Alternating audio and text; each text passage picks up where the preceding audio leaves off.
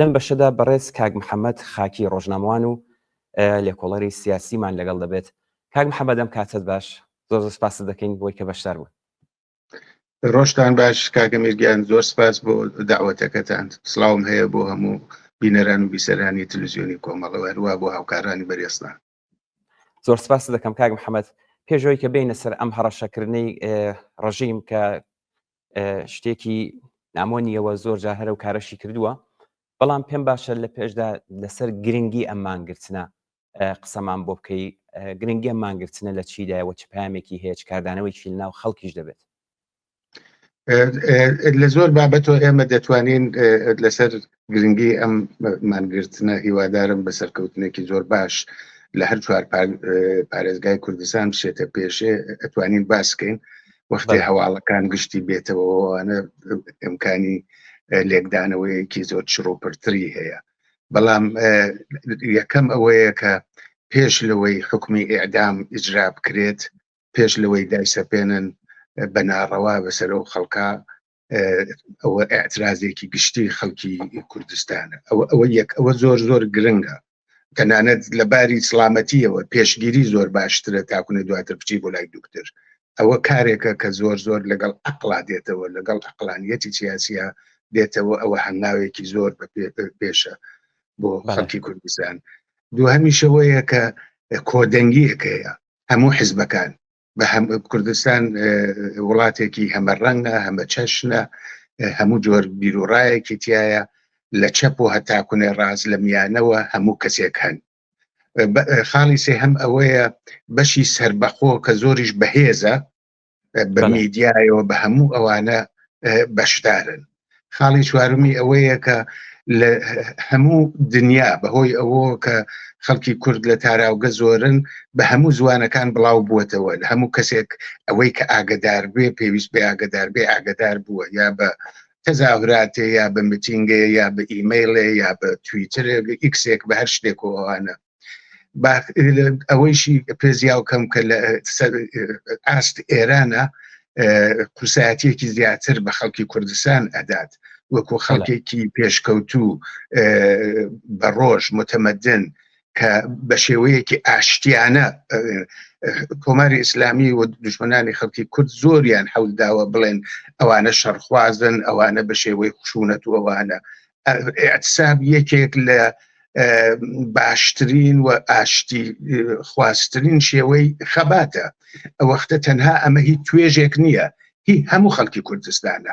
یعنی ئەو کەسەی کە بتوانێت بەشداری کات، بەشداری ئەکاتیایەوەوانە سەر ڕای ئەو هەموو هەڕەشەوەوانە. ئەوەیە ئەم شێوە خەڵکەکەیشمان ئەوڵەن فێری کارکردن بە یەکەوە کات، حزبەکان فێری کارکردن بە یەکەوە کات، ئەزمونێکی لێگرن، خەڵکەکەیش دڵخۆشە، کەسیش ناتوانێت بڵێ ئەوە ئەم حزبە یا ئەو حزبە، ئەم جەریانە یا ئەو جەریانە، بە کۆدەنگی، چه ئەوەی حزبیە، چه ئەوەی سیاسیە، چه ئەوەی تەنانەت سیاسی نییە، چالاکێکی مەدەنی ئاساییە، یا چالاکێکی فەرهەنگیە، یا چالاکێکی ئەدەبیە، یا لە بواری ژینگە و موزیکا کارکار، چەند هەموو ئەوانە بە سیاسەتەوە گرێدراون، هەموو پێکەوە و ئەو پێکەوە بوونە زۆر جوانە. کاک محەممەد، ئاماژەت بە خاڵێکی زۆر گرنگ کرد. بەڕێستان خۆشتان وەکو میدیاکارێکی سربەخۆ، دەوری میدیا و سوسیال میدیای سربەخۆ زۆر زۆر گرنگە. خۆتان زان ڕژیم چاوەشەکاری زۆر دەکات. دەوری میدیا، سوسیال میدیا، میدیا حزبیەکان چەندە دەتوانێت ڕۆڵ بگێڕێت لە مانگرتنێکی ئاوادا؟ ئایا بەپێی پێویست ئەم کارەکرا؟ بە باوەڕی من زۆر زۆر قورسایەتێکی باشی هەیە، زۆرش گرنگە. بەداخەوە هەموو حزبەکان تلویزیۆنیان نییە یا میدیایەکی قەویان نییە. من پێم خۆشە لە ئێرا بەڕاستی دەستخۆشی و مانوونەبوون لە ئێوە و لە تلویزیۆنی کۆمەڵە بکەم لە نێوان هەموو ئەو تلویزیۆنە حزبیانە. پێم وا بێ ئێوە یەکەی بێڕەکابەرن لە بواری ئەم مانگرتنە گشتیە، هێز و توانایە کە بۆتان داناوە، دەستان خۆش بێ سەرکەوتوو بن. ئەوە یەک. دوو هەم من پێم وایە لە باری سوسیال میدیاوە، لە باری میدیای سربەخۆ زۆر زۆر گرنگە کە ئێمە بتوانین هەر کەسێک بە هەر توانایەکی هەیە، بە هەر هێزێکی هەیە بڵاوی کاتەوە بۆ دۆستان و ئاشنایانی. هەر چاوێک لە سوسیال میدیا لە هەر بەشێکی، لە فەیسبوک، لە تویتر، لە ئینستاگرام لە تەلگرام لە هەر شوێنێک ئەەکەی ئەبینی باسی ئەم مانگرتنی گشتی ڕۆژهەڵاتی کوردستانە. ئەوەیە زۆر زۆر زۆر گرنگە کە ئێمە بە هەر ئیمکانێکە هەمانە با 5 کەس بیبینێ، با 10 کەس بیبینێ، با 100 کەس بیبینێ، بەڵام شتەکە ئاوا بڵاوە بێتەوە. هەر شتێکت بەدەستمانەگا، ئەگەر مۆبایلێکمانەیە، ئەگەر تەلێفۆنێکمانەیە، ئەگەر خەبەرێکمان بیستە پێمان وایە ڕاستە، پێمان وایە دروستە، دەتوانین فیلمی لێ بگرین، ئەکسی لێ بگرین، بە جۆرێک بۆ کەسانێکە باوەڕمان پێ هەیە بینێرین بە ئەم خەبەرانە بڵاو بێتەوە، بتوانین دواتر لێکدانەوەیەکی چرۆپڕتری لەسەرکەین. پانایی و بەرینی ئەم مانگرتنە چەندێک بووە، تەنها بازار نییە کە لە مانگرتنایە، مەدرسەکانە، مامۆستاکانە، ئیداراتی دەوڵەتیە، شرکەتەکانە، ئەوەیە زۆر کەس خەریکن ئەو کاراکەن، تەنها نابێ بە پێوەری دوکان داخستن ئەو مانگرتنە هەڵی سەنگێنین. چەند دوکان داخراوەیە ئەوە بازاری کوردستان بازارێکی لاوازە، بەڵام شەرافەتمەندن، تێکۆشەرن، لەگەڵ خەڵکەکەی خۆیانن و هەمیشەیش توانیویانە بە پێچەوانەی ئەو هەموو زەخت و زۆرە کە لە سەریانە هەنگاوی پێویست هەڵگرن. کاک محەممەد، لە سەرەتادا باسی ئەم هەڕەشە و شتەی مامورانی ڕژیم یان لە هەر مانگرتنێکدا زۆر جارێمە بینیمانە ئەم بەکرێگیراوانی ڕژیم بۆ کەسانی کە بە خودی ئەم دەسەڵاتە نزیکن بە هەڕەشەکردن و بە دڵسارکردنەوەی خەڵک نایانەوێت حرەکەتێکی ئاوا سەر بگرێت. قسەی ئێوە چییە بۆ ئەم کەسانە و ڕوو بە خەڵکیش پێشنیارتان چییە؟ ڕژیم هەموو کارێکە کا بەڕاستی، ڕژیم ئەوەی کە لە دەسی بێ ئەیکاکە ئەو خەباتە شکڵ نەگرێ. ڕژیم 45 ساڵ پێش لەوە دەیگوت من حیزبەکان تەواوەکەم، بە قەولی خۆی زدی انقلاب و زدی شۆڕشە. ئەوە 45 ساڵ دوای ئەوە گیری کردووە بەدەست قەبرستانی ئایچیەوە. حیزبەکانی نەتوانیوە بەخۆشیوە تیا بە حیزبەکان قەویتر لە پێشتن، بەدەسەڵاتترن، کۆمەلگای مەدەنی بەدەسەڵاتترە، خەڵکی سەربەخۆ بەدەسەڵاتترە، هونەر و ئەدەبیات پان و بەرینترە، موزیک پان و بەرینترە، دەنگی خەڵکی کورد زۆر زۆر ڕەساتر و بەرزترە، مافەکانی خەڵکی کورد زۆر زۆر ڕۆشنترە بۆ دۆست و دوشمن و ئەوانە. ئەوەیە کە ڕژیم هەر کامێک لە دەسی بێ ئەیکا. ئێمە ئەوێ لەوە باش تێبگەین هەمومانوانە. ڕژیم لە هەموو کاتێکی خۆی بەڕاستی لاوازترە، بەڵام ئەو لاواز نییە نەتوانێت خەڵک کوژێت یا خەڵک بگرێت. هەموو ڕژیمێ بە شارەسەر ساعتێ 2 ساعت پێش لە ڕووخانی ئەیتوانێت خەڵک بکوژێت. ئەم ڕژیمەش دەتوانێت خەڵک بکوژێت، بەڵام ئەم ڕژیمە ناتوانێت ئاوەدانی کا، ناتوانێت ئاشتی بێنێ، ناتوانێت کاری جات کا، ناتوانێت مەدرسە، دەرمان، ئەمنیەت، هەموو ئەوانە. ئێمە لە وەختێکین کە خەڵکی کورد لە هەموو وەختێکی خۆی بەهێزترە، یەکگرتووترە، و حکوومەتیش لە هەموو وەختێکی خۆی کستر و لاوازترە، چ لە باری ناوچەیە، چ لە باری جیهانیە، چ لە باری ناوخۆیە. ئەوەیە زیاتر هەڕەشە و گوڕەشەیە بەڕاستی، بەڵام ئەوە بمعنایەوە نییە ناتوانێت خەڵک بگرێ، خەڵک شکنجەکە. پێم خۆشە یەک شتیش بڵێم، ئەم مانگرتنە تەنها لە دژی ئێعدام نییە بەڕاستی. ئەگەر باسی بخوێنینەوە بۆ ئازادیە، بۆ بەرابەریە، بۆ یەکسانیە، بۆ خەڵک بیانووی سیاسی نەگرن، ئەشکەنجەی نەکەن. وڵات هەیە 100 ساڵە 200 ساڵە حکومی ئەدامی تیا نەماوە. ئێمە چارەکی وەڵی قەرنی 21شمان تێپەڕانووە، هێشتا هەرەکمانە دینە سەر شەقام دەڵێن ئەعداممان مەکەن.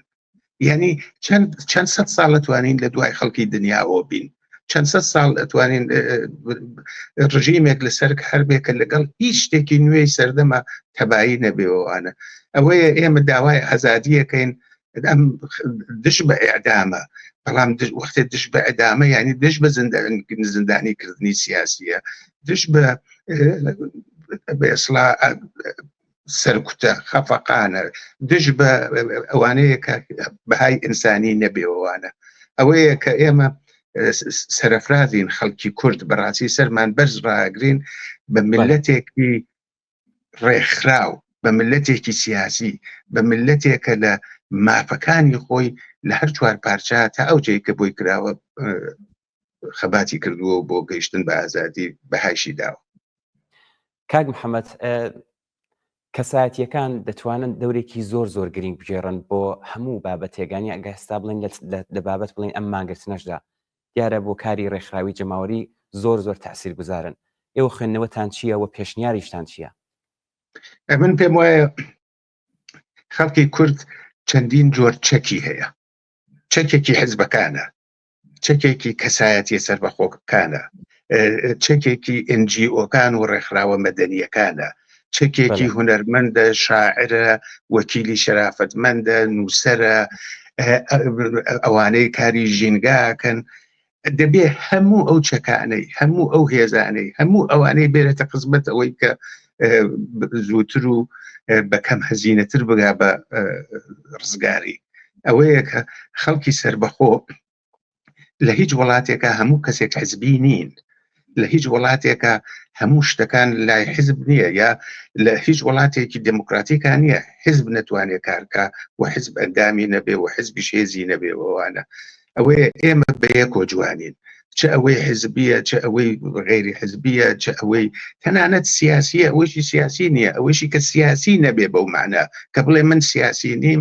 خۆ ژیانێکی ئینسانی ئەوێت، خۆ نایەوێ منداڵەکەی کەوێتە زیندان، خۆ نایەوێ براو باوکو و دایکی کەوێتە زیندان، خۆ نایەوێ دۆست و خزم و ئاشنا و هاوسەی ئێعدام بکرێ.